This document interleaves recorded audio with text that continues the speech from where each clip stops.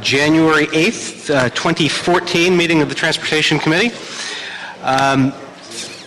The first meeting of the year. I want to thank, was it Mr. Krikorian who chaired in my absence while I was out of town?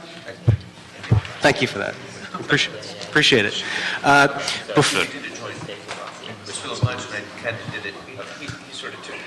power sharing arrangement.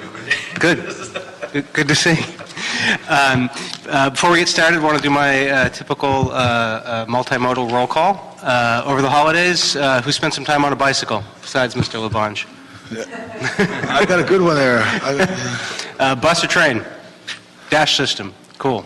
Excellent. Mr. Chair, I just want to be proud. For my family, I went to another city. I didn't meet their mayor or their governor or go to any public event. I just spent time with my family, but we walked and took the transit. Very successful city, a cab one time there, the city of Seattle. And they had some good concepts there that we should look at. And I thought of James and the nice, even though it was cold, trolleys that they have running around there that we could make look more attractive than a big box bus. So it was very nice. And also I want to thank James and his staff in an urgent call because people really come in great numbers to the observatory to see the change from one year to the next. He provided, and I'll send you the money, tell me what it is, extra bus for the public to get to the observatory. Good job, James. Thank you. Very good. Thank you. Thank you. I always like to encourage people to take mass transit. Do you want to warn people, though, this Sunday there's going to be a guerrilla action on Metro I just read about from 1 to 3. It's called Metro No Pants Day, and people will be wearing underwear, so be forewarned or dress appropriately. Final announcement to get us started. Many of you may read LA Streets blog. They did their annual Streetsy Awards over the holidays, and I want to congratulate my own transportation deputy, Paul Backstrom, for being selected Civil Servant of the Year. Congratulations, Paul. Santa Monica Mayor Pam O'Connor was selected as Elected Official of the Year, although I got to say, Mr. Weezer got the most votes and was the reader's choice and got, I think, more votes than many candidates who've run for city council. He really did an impressive job. Advocate of the Year was Jessica Meany of Safe Routes for Schools and LA Walks, and the Journalist of the Year was Alyssa Walker. So congratulations to everybody. So let's get on with the agenda. Okay, on the regular agenda, item 1 is a Weezer-Wesson motion relative to authorizing various transfers of funds and approving agreements concerning the downtown LA streetcar project.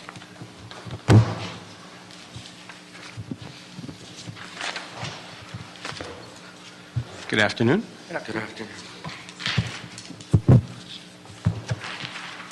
Would you like me to give you a quick rundown? Yes, please. And for the record, just identify yourself so they get everything. Jim Lefton with the Department of Transportation. In a nutshell, this is basically taking existing funding that's been approved by the council already for the streetcar project and just moving it around a bit. The purpose is to enable the Department of Transportation to move forward with the hiring of a consultant to handle the contract project manager services for the streetcar project. But in order to do that, we need to have the funding lined up to be able to pay the contractor. And we have previously approved funding, both Measure R and AB 1290, that were set aside for the streetcar, but they're set aside basically for use by LACI to spend. And because the department needs to spend the money, this motion basically moves the money around and gives the department the authority to spend the money so we can move forward in hiring our project manager for the streetcar project. That's the simple version. It can get kind of laborious to kind of read through the recommendations and try to track all the different funding, but in essence, I think the key point is that all this funding has already been approved by the council for the streetcar. We're just moving it around so that LADOT can spend the money. So no new funds. No new funds. And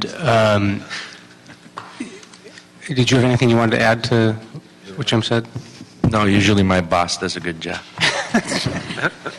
Smart. Yeah, very good answer. So has the project manager been selected? Yes. I'm Kerry Dedarian with LADOT Transit Bureau. So yes, a selection has been made from the solicitation process. And who is it? URS. And have they consulted previously on any streetcar projects?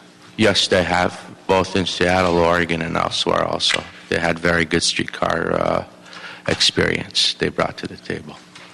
As we transfer the money to do the things, Jim, that you indicated, what is the money coming from? Is there something later that somebody's going to come back and say we need more money for this because we don't have the money for it now?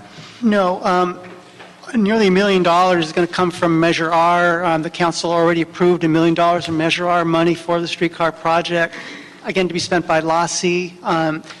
This money would basically just be transferred so that DOT can spend the money. And then the other $1 million is from previously approved 1290 funds from the CRA, which is now under the CLA control. But it was also set aside for LASI and the streetcar project. So you shouldn't have a situation where it creates a gap that's going to need to be filled later. And as a result of these transfers and the hiring of the project manager, what authority or management or oversight does DOT have and get? Who's going to manage the project manager? That would be DOT would be the lead because it's coming off our consultant bench list, but we're going to be working closely with BOE because they have the experience in terms of managing design construction. So how would you characterize whether or not this increases, decreases, or leaves as the status quo DOT's current management or oversight of this? I'm sorry, could you say that again? As a result of this action today, how would you say this characterizes DOT's oversight and management of the streetcar development? Is it about the same, or are you getting a little bit more authority or a little bit less? It's the same. It was approved by the council previously under the project management plan, and it indicated the department was the project lead and the different roles of DOT and BOE. We're proceeding under that authority and again working closely with BOE. We're just basically trying to advance the project. We've already submitted the letter to the FTA requesting that we get into project development. So there's some really key next steps, which include the independent cost estimate, which we talked about previously. We really want to get a handle on what the costs are for this project so we can see how big the gap is between the cost of the project and the amount of funding we have available to build the project. So and we're going to report back to the committee and the council on that. So that'll be a key point in the process where you can get a chance to really see is this project doable or not. Also doing the project management plan and a number of other tasks to help advance the project forward. When do we anticipate having the opportunity to review the independent cost analysis? I believe it was about 3 to 4 months. Yes, about 4 months after council approval. And what role does the project manager have in developing that? They would have 100% responsibility to develop the cost estimate based on what's called an SCC workbook that follows all the FTA guidelines and requirements for a project such as this. So you're saying we can't move forward, we can't develop the independent cost analysis until we hire the project manager? Correct. Okay. The project manager would also increase LADOT's technical capacity to deal with this unique project. We've never built a streetcar before, but having that consultant on board would enhance our ability to manage it. Got it. Colleagues?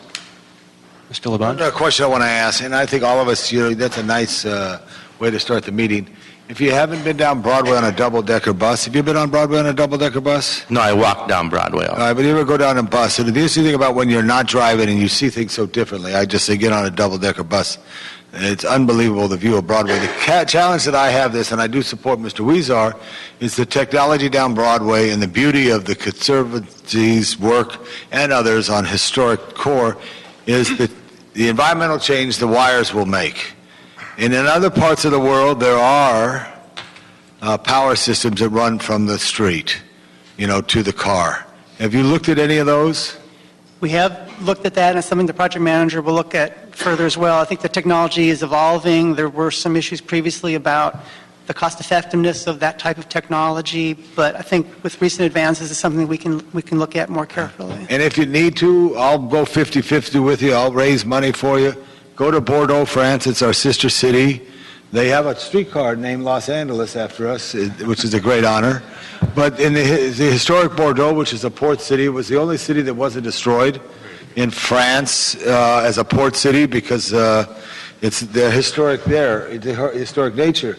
And the streetcars through the historic district, which is about the same space as you see between, let's say, First Street and Olympic Boulevard here, it's an underground tape, if I could call it that generates it, and they have a lot of people on it. So I just want to formally say I cannot support this until you guys go see it and talk to these people and see if it works, because I think that's the exciting thing. I think all the extras that go up there will change the beauty of dynamic of Broadway. So, and does the MTA support this? They haven't taken a position one way or the other. Right. They're helping us with the environmental. Broadway is the busiest bus street in the city with, I don't know, 50 lines on it or something like that, a whole number, 25.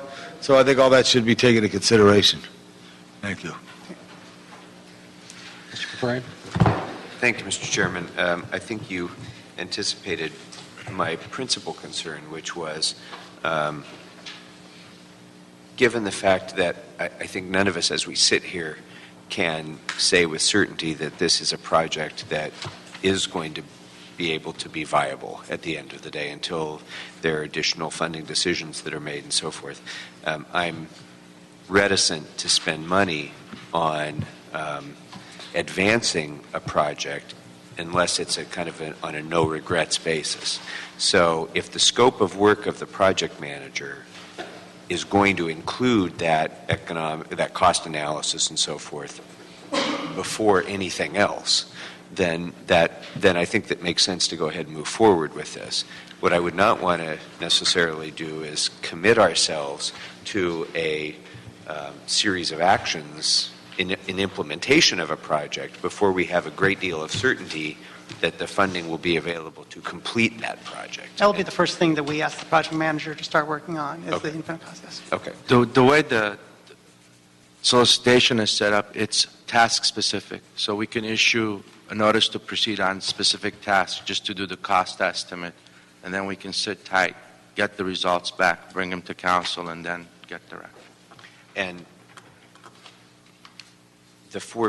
the up to $4 million that would be available for appropriation for this would be spent on a piece-by-piece basis based on the tasks performed.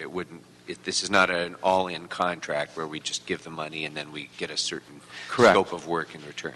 Correct. For example, the cost estimate's approximately $150,000.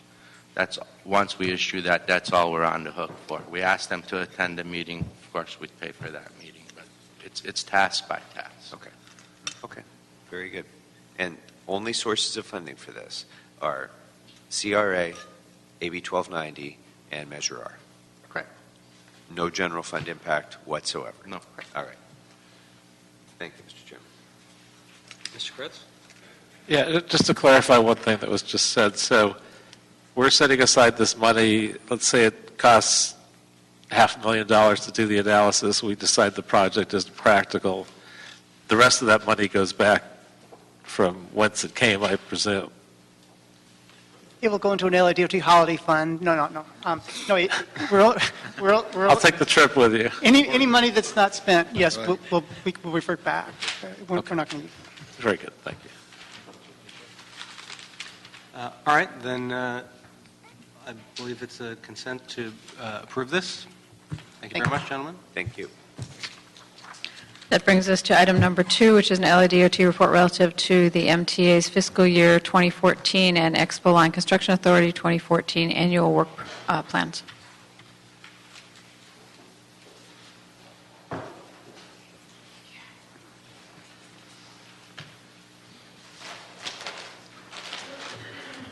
Good afternoon, Councilman. Good afternoon. Dan Mitchell with LADOT. Before you today is the report requesting approval to accept the fiscal year 14 Metro and Exposition Authority annual work plan. It involves, it's been approved by both of those boards and involves accepting a combined total of $23.6 million to facilitate various departments throughout the city to implement projects from Metro and the Exposition Authority. Those projects are critical and have our utmost attention, and we appreciate your approval of this to provide the financial standing to facilitate us implementing those programs. Thank you. Colleagues, any questions? No.